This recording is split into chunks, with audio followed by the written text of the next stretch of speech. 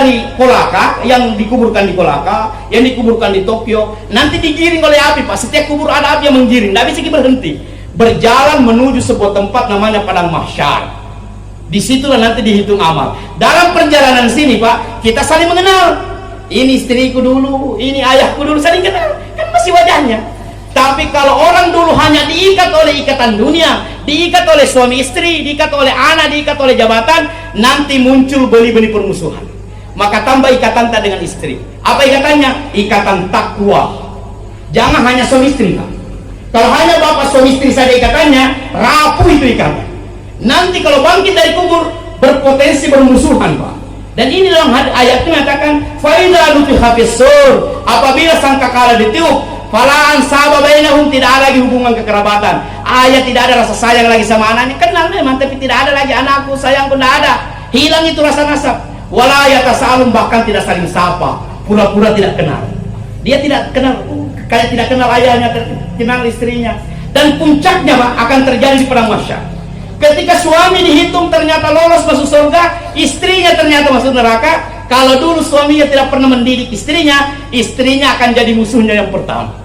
Nabi Allah berfirman, "Al-akhillau yawma idin ba'duhu li ba'din." Aduh, pada hari ini persaudaraan berubah jadi permusuhan. Istri akan mengatakan, "Ya Allah, aku tidak rela suamiku masuk surga." Kenapa? Dia pergi salat subuh tidak bangunkan saya. Ada di sini bapak-bapak pergi salat subuh tidak bangunkan istrinya? Allah. Jangan begitu, Pak.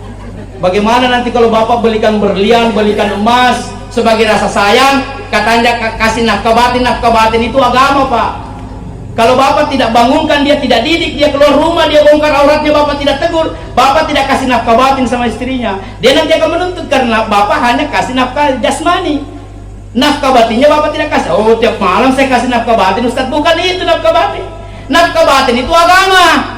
Dididik jadi takwa, dididik jadi soleha. Saya tanya, sering saya salat subuh, Pak, hanya jenggot-jenggot putih yang memenuhi masjid. Mana itu anak 17 tahun, kemana? Kenapa bapak tidak bangunkan cucunya, tidak bangunkan anaknya? Apakah bapak pikir sayang dia jam 3 baru tidur, Ustaz? Saya sayang dia baru tidur? Tidak. Bangunkan dia, karena kalau bapak tidak bangunkan dia, nanti dia akan mencakar bapak di Padang Mahsyar. Maka ini disebut tadi oleh orang meninggal, saya akan bertemu dengan mereka, tapi pertemuannya sudah beda. Sesudah itu dihitung amalan di Padang Mahsyar.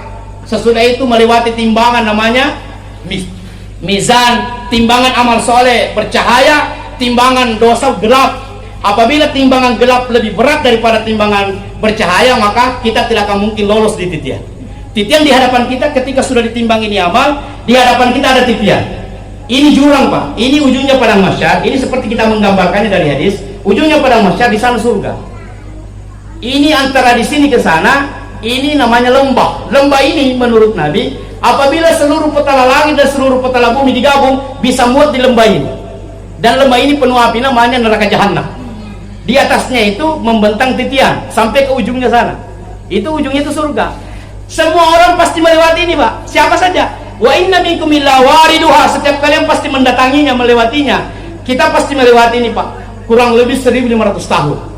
Tahun akhirat menurut riwayat ulama. Kalau berhasil lolos, maka insya Allah kita masuk surganya Allah. Hanya, Pak, ini penutup. Tidak apa-apa saya sampaikan ini, karena lebih bagus kita ceramah yang ngeri-ngeri, Pak. Jangan selalunya yang menyenangkan, supaya kita lebih, karena ini hadis bukan menakut-nakuti, tapi ini kenyataan. Allah Akbar. Kadang saya ngeri membacakan ini hadis. Apa pernyataannya Nabi? Hadisnya riwayat Bukhari. Saya sengaja carikan yang sahih saja. Hadis riwayat Bukhari menyatakan, yaqulullahu azza wa jalla yaumal qiyamati li Adam. Nanti kelak pada hari akhirat, pada hari kiamat, Allah berfirman menyeru kepada Nabi Adam, "Ya Adam, wahai Adam." Qala, berkata Adam, "Labbaik, aku ucap sedia ya Allah." Lalu dikatakan fayunadi munada, dikatakan diserukan kepadanya, "Akhrij min dzurriyyatika ba'san ilan nar." Wahai Adam, keluarkan dari anak cucumu delegasi neraka. Dengar kawan-kawan, delegasi neraka. Lalu Nabi Adam bertanya, "Wa ma ba'sun ilan nar?" Wahai Allah, yang mana itu delegasi neraka? Dengarkan Bapak.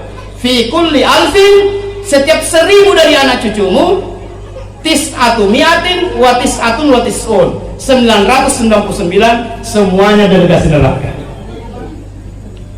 Alhamdulillah.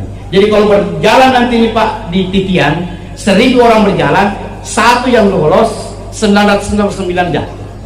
Mudah-mudahan kita salah satunya yang lolos Pak, termasuk orang tua kita. Bagaimana caranya? Satu saja cara, kapan tidak dilakukan tidak ada jaminan. Apa itu hadirin? Bagi laki-laki jangan salat di rumah. Mulai ibu, kalau ibu sayang suaminya, cerewet ibu. Tapi jangan cerewet urusan uang, cerewet urusan masjid. Ada pak, masjid pak. Jangan sampai tidak dibangunkan suaminya. Ada cara Pak membangunkan suami itu paling baik. Pertama, Allahu Akbar. Kan biasanya suami itu ngorok, biasanya kan. Ini suami masih ngorok, azan berkumandang. Bisikan di telinga suami, wahai suamiku, dunia ini tempat bekerja, nanti istirahat di kubur wahai suamiku. Di kubur pergi baru istirahat 3 kali kesebut kubur. Kalau dia belum bangun juga, wah ngeri-ngeri ini ngorohnya, karena orang meninggal ngoroh juga Pak. Nah, tambahkan lagi kalimat, katakan la ilaha illallah. Jangan sampai di sakaratul maut. Kalau dia belum bangun, panggil tetangga, itu bukan ngoroh biasa. Ini caranya membangunkan suami. Bapak-bapak sekalian, kalau mau lolos di sana, jaga salat 5 waktunya, subuh, zuhur, asar, maghrib, isya di masjid. Jangan bolong. Kalau bapak bisa jaga 40 hari tidak pernah bolong, Nabi menjamin tidak akan masuk neraka. Ada yang pernah melakukannya di sini? Berapa umur Pak? 40 hari saja sebagai trainingnya, subuh, zuhur, asar, maghrib, isya, tidak boleh masbuk. Allahu Akbar imam, ada tamik di belakang. Ada yang pernah melakukannya di sini? Ingat-ingat, alhamdulillah. Yang lain Pak, mudah-mudahan sesudah ini target di situ tanggal 1, tanggal 2. Kalau bagaimana Ustaz kalau 39 hari ketiduran Kak, ulang lagi hitungannya. Karena harus 40 hari berturut-turut. Bagaimana ibu-ibu? Ibu-ibu biar di rumah, tapi lakukan 40 hari. Tapi ibu kan haid, jangan dilanjutkan kalau haid. Ya, tetap berhenti. Tapi boleh dihitung lagi sesudah haid. Jangan pernah salat. Begini cara kerjanya kalau ibu-ibu. Wudu sebelum azan. Ibu bisa lakukan? Saya tanya ibu, sekarang wudunya biasanya ibu kapan? Sebelum azan atau sesudah azan? Yang jujur Bu. Kadang juga 2 jam sesudah azan tuh. Anda pernah?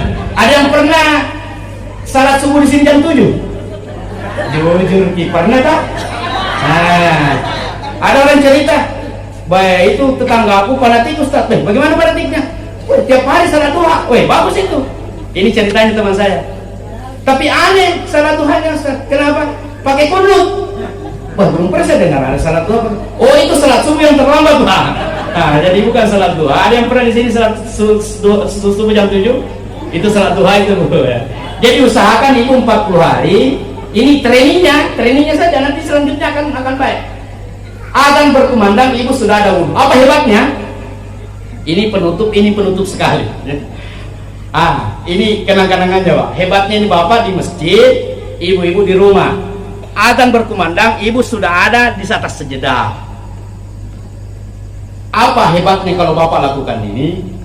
Nabi begini Pak. Suatu saat Nabi mengatakan, wadittu, sisa 5 menit lagi. Wadittu lora'ena ikhwanana, aku rindu sekali ingin ketemu saudara-saudaraku. Lalu sahabat berkata, Sayyidina Abu Bakar, yang lain mengatakan, bukankah kami awalasna ikhwanuka? Apakah kami bukankah kami saudaramu? Nah, bal antum ashabi, kalian sahabatku. Terus siapa yang Nabi rindukan? Orang yang tidak pernah berjumpa dengan saya, tetapi beriman terhadap apa yang saya bawa. Kita ada maksud. Ibu pernah berjumpa Nabi? Pernah berjumpa Nabi? Tidak pernah. Tapi bapak beriman tak? Iya. Nah, berarti bapak-bapak dan ibu-ibu saudaranya Nabi.